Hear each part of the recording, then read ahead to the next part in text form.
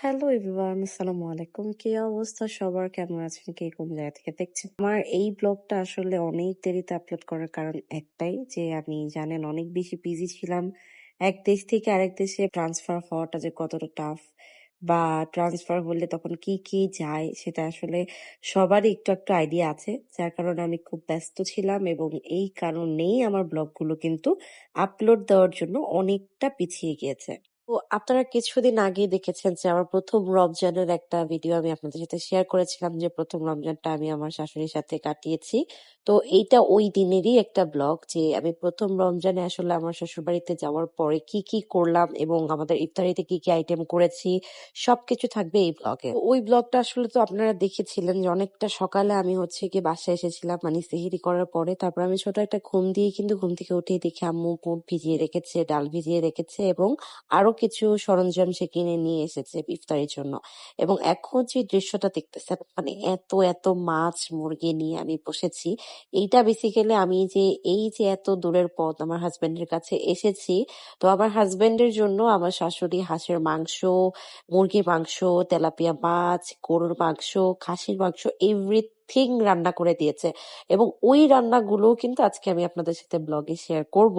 প্রথমে হচ্ছে মাছটার বরফটা ছাড়ানোর জন্য, মাংসগুলো বরফ ছাড়ানোর জন্য আমি 2টা বালতিতে হচ্ছে সুন্দর মতো এগুলাকে আমি ভিজিয়ে নিচ্ছি যাতে করে এটার বরফটা ছেড়ে দেয়। তারপর আর কি বরফটা ছাড়তে ছাড়তে আমি এখান থেকে কাঁচামরিচ, পেঁয়াজ, আলু, বেগুন যা আছে এভরিথিং যা যা লাগবে আজকে রান্না করার জন্য সবকিছু আসলে আস্তে ধীরে রেডি করছিলাম। সত্যি কথা বলতে আমি এখন পর্যন্ত কিন্তু অত ভালো রান্না করতে পারি না। আজকে রান্না বাড়াগুলো কিন্তু আমার শাশুড়ি করবে, বাট আমি জাস্ট আমার শাশুড়িকে একটু হেল্প করব, এতটুকুই। আর আরেকটা বিষয় যেটা বলতে চাই সেটা হচ্ছে আমার শাশুড়ির হাতের রান্না আসলে অমাহিক। উনার রান্নার উপরে কোনো রান্নাই হয় না।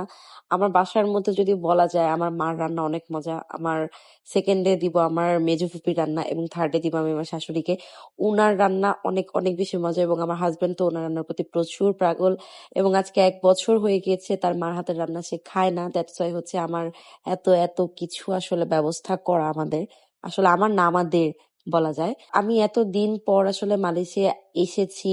আমার আগের বছর যখন মালয়েশিয়া এসেছিলাম তখন আমি টুরিস্ট আমার মার সাথে আসছিলাম, তখন অ্যাকচুয়ালি আমি ঘোরার জন্য আসছিলাম। বাট এইবার কিন্তু আমি ঘোরার জন্য আসিনি, এবার স্টে করার জন্য আসছি।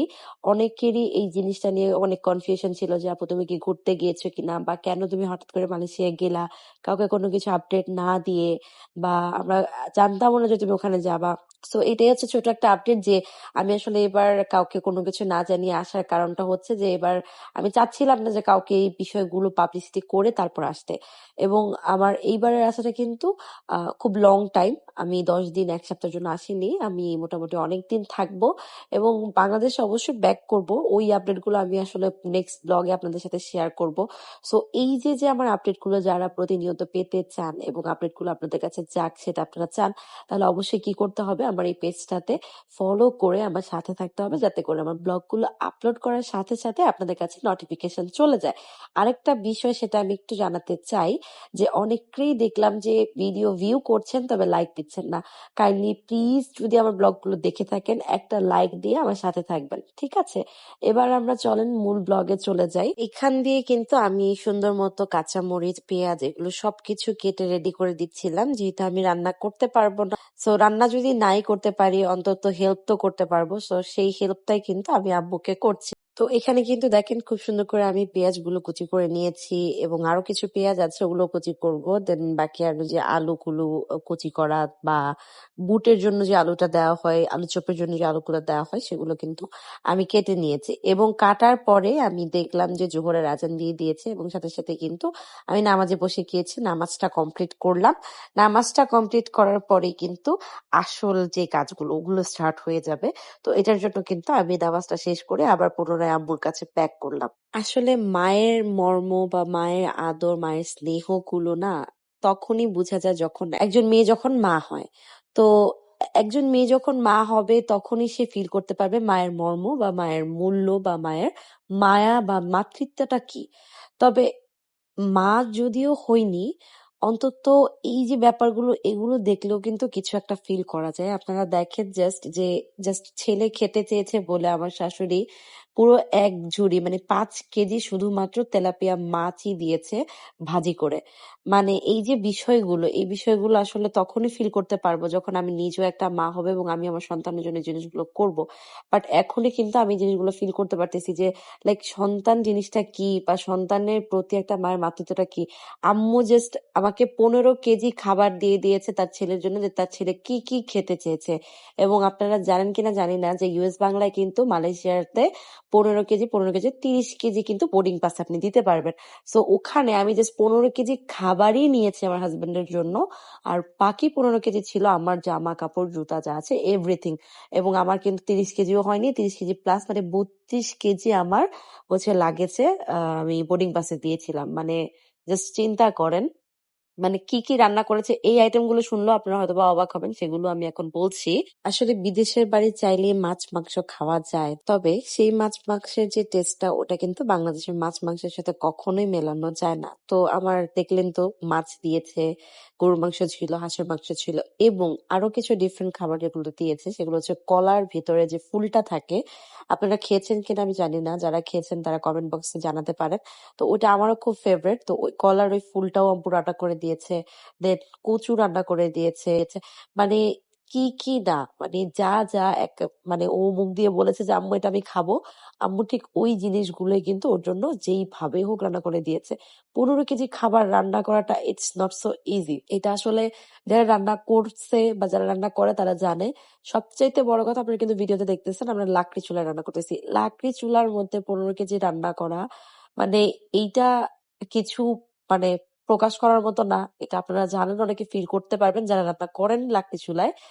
চিরা কুত্তায় কামড়ায় চিরা লাগছে কুত্তায় কামড়াইছিল এলাকায় আমাদের থেকে দিলাম আমার বিয়ের ভিডিওগুলো দেখে আসলে অনেকে অনেক মন্তব্য করেছে। টিকটকে তো আমাদের ভিডিও মিলিয়নের উপরও ভিউ চলে গিয়েছে। তো অনেকের মন্তব্যের কিছু রিপ্লাই আমি করতে চাই। অনেকে বলেছিলেন যে সবেমাত্র বিয়ে হয়েছে তো তাই শাশুড়ির সাথে এত বন্ডিং।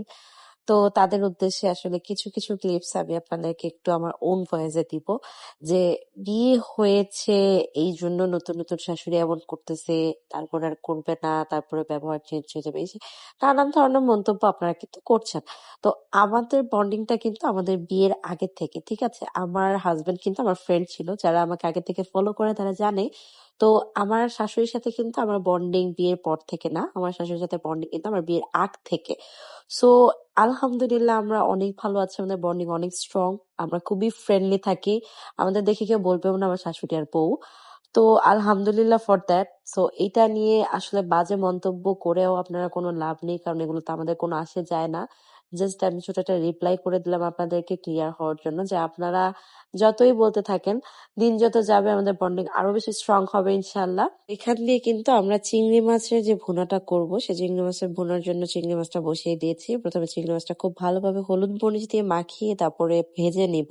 ভেজে নিয়ে একটা পাত্রতে তুলে নিব। তুলে নেওয়ার পরে কিন্তু আস্তে আস্তে পেঁয়াজ, মরিচ এভরিথিং দিয়ে কিন্তু আমরা খুব সুন্দর করে মশলাটা কষিয়ে নিব।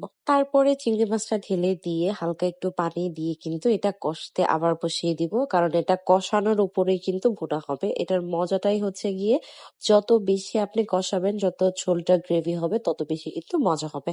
সো এখান দিয়ে চিংড়ি মাছ রান্না করতে করতে আমি ইফতারিতে একটু নুডলস রান্না করব বলে আমার মশলাগুলো আমি রেডি করছিলাম। নুডলসে আমি কিছু সিক্রেট জিনিস ইউজ করি, যেগুলো আমি আপনাদেরকে পরে শেয়ার করবো। আপাতত আপনারা জাস্ট বেসিক কিছু জিনিস দেখে নেন। নুডলসের জন্য আমি মাংস, চিজ, আমার সিক্রেট মশলা, নুডলস এভরিথিং কিন্তু আমি রেডি করে নিয়েছি। এবং এই পাশে কিন্তু দেখছি যে আমার চুলা খালি হয়ে গেছে এবং আমি সাথে সাথে পেঁয়াজ বসিয়ে দিয়েছি নুডলসের জন্য। তো প্রথমে পেঁয়াজটা ভালো মতো ভেজে নিব। পেঁয়াজটা ভাজার পরে কিন্তু আস্তে আস্তে আমি দিয়ে দিব ডিমটা। সো এই রেসিপিটা আমি এখন আর এই ব্লগে শেয়ার করতেছি না। নুডলসের রেসিপিগুলো আমি আপনাদের সাথে পরে আরেকটা ব্লগে শেয়ার করব।